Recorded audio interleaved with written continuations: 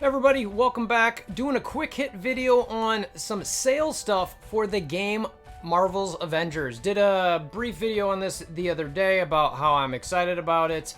Had a great time in the beta, some new characters coming in.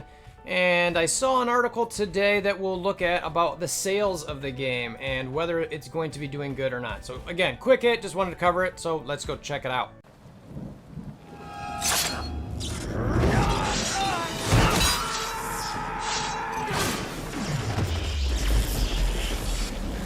Bring me WolverThor!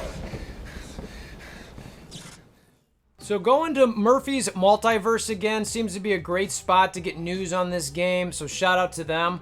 It talks about how Marvel's Avengers tops the US and UK pre-order charts. So again, I'm not going to read this whole thing. You guys can check it out, but the gist of this was it starts with about how there was a lot of controversy in the game. Obviously, a long time ago, there was talk about the models and what Black Widow looked like and Cap, etc., etc. But then it turned to Spider-Man and how it was exclusive for PS4. Well, lo and behold, that stirred up a whole bunch of stuff and the sales went up. It looked like in the UK, it's got Amazon UK went up 188% and the deluxe edition went up 133% in sales. So, all right, it was like great. Now after the beta weekends, this is where it goes on further, where it's talking about how this game now in, let's see, I think it's in the UK. Yeah, Marvel's Avengers is now sitting at number 1 and number 6 on the chart for the UK PlayStation 4. And you can see it there is where these rank up. And I'm kind of like, again, talking about how excited I am for this game.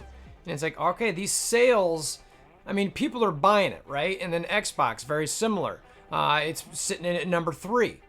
Okay, so Xbox, people are looking to play it there. And this is behind like FIFA, golf, number 1. All right, okay, we'll see. You know, maybe a bunch of people are playing golf. We are home, mostly, depending on what country you're in for COVID. And then you jump over to Xbox One, and it's doing number 3. It's behind FIFA 21 and PGA Tour. Not bad, so okay. And then the deluxe edition is further down at 19, which they mentioned. So okay, maybe the deluxe edition's not worth it for everybody. So then it goes on to talk about the US and how they actually hide the list for comparison, or so that you can't do a comparison. But it talks about the PS4 version of the game sits at number 2 at Best Buy, and the only thing beating it is NBA 2K21, the Mamba Forever Edition, which releases the same day. So that's obviously a pretty hyped game that a lot of people are excited about. So the fact that this is doing that well on at least the Best Buy server shows pretty good.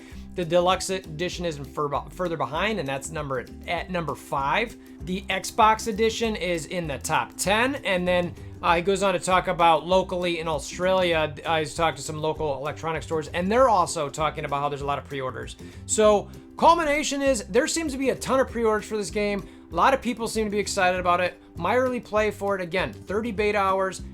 I'm really liking this. I'm doing these videos to try to also generate some hype behind this game. So if you're thinking about doing it and you're playing some other games, especially maybe mobile games where you drop 30 or 40 bucks in a month or 10 bucks over the course of 6 months, I'd advise to maybe check this out. You know, this is a one-time purchase if you don't want to buy other things when the game comes out as far as skins, etc.